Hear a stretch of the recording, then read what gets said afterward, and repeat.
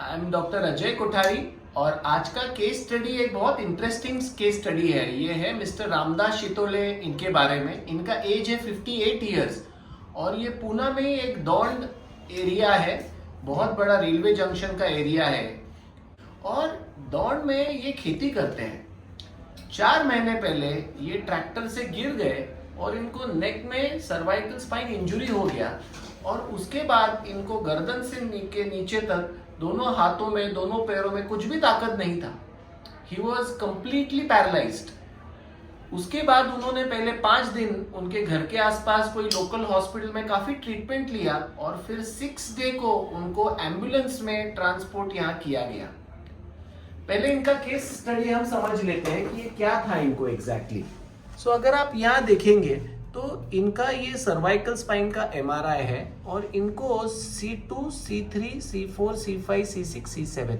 सो ये जो C2-3 area है, यहाँ पर इनकी नर्व पूरी दब गई थी। ये जो स्पाइनल कॉर्ड है, मतलब ब्रेन का पूंछ मतलब स्पाइनल कॉर्ड।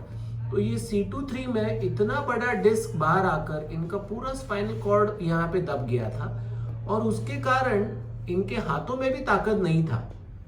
अगर आप यहाँ देखेंगे C2-3 एरिया, तो इस C2-3 एरिया में नॉर्मल एरिया अगर आप देखेंगे तो ये स्पाइनल कॉर्ड ये ग्रे कलर का और उसको सराउंडिंग ये वाइट फ्लूइड होता है। बट अगर आप यहाँ देखेंगे ये C2-3 एरिया में तो इनका ये स्पाइनल कॉर्ड पूरी तरह से दब गया, वो वाइट फ्लूइड दिख ही नहीं रहा है।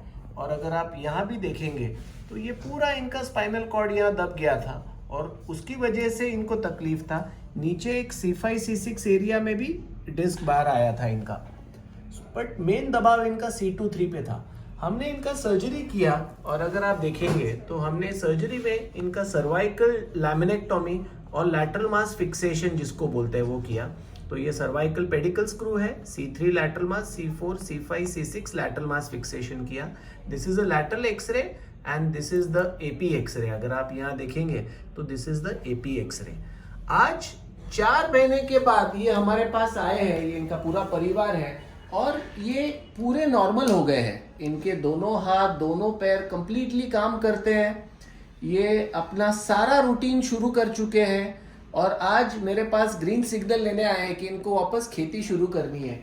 तर काय सांगाल रामदास, आधी काय त्रास होता आणि आता कसं वाटतंय? तुम्ही पण नंतर सांगू शकता। याच्या अगोदर माझे हात जेव्हा झाले घटना त्याच्यानंतर माझे हात पाय बिलकुल हलत नव्हते। मला फक्त दिसणे आणि बोलणे एवढीच मेमरी माझ्या जागेवरती होती।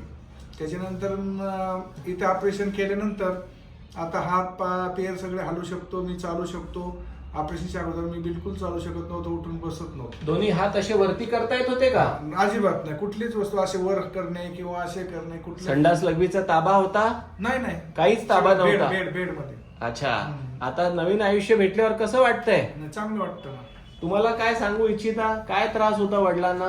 वडिलांना म्हणजे त्यांना हाताने सुद्धा खाता येत नव्हतं। मग मला असं वाटायचं की हे कधी कव्हर होतील की नाही।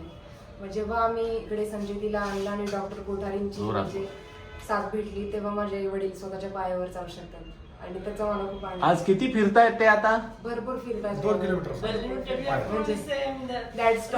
अच्छा, त्यांना आपल्याला थांबावं लागतंय आता, इतके ऍक्टिव्ह झाले ते। थोडं उभं राहून दाखवा बरं, सो यू कॅन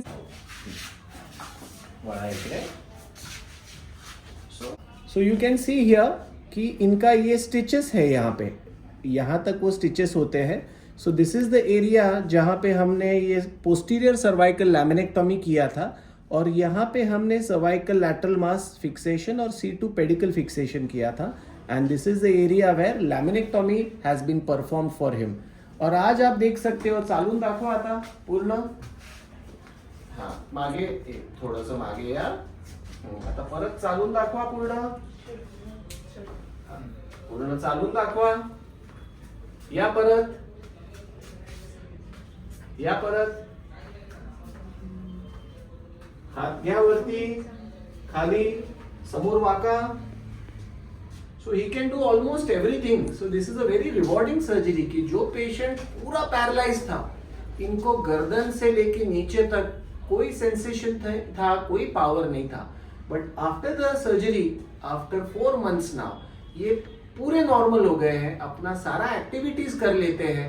अभी मैं इनको खेती अलाउ कर रहा हूँ, 2 व्हीलर चलाने के लिए अलाउ कर रहा हूँ, 4 व्हीलर चलाने के लिए अलाउ कर रहा हूँ, नीचे जमीन पे बैठ सकते हैं और अपना फार्मिंग खेती का काम फिर से शुरू कर सकते हैं। तो दोस्तों, इन टुडेज मॉडर्न एरा जहां ओआम, नेविगेशन, न्यूरो मॉनिटरिंग, इतनी एडवांस सर्जरीज अवेलेबल है, तो ऐसे रिजल्ट्स हमको बहुत रूटीनली देखने मिलते हैं और ऐसे पेशेंट्स एक अच्छी नॉर्मल जिंदगी जीना शुरू करते हैं। Thank you very much.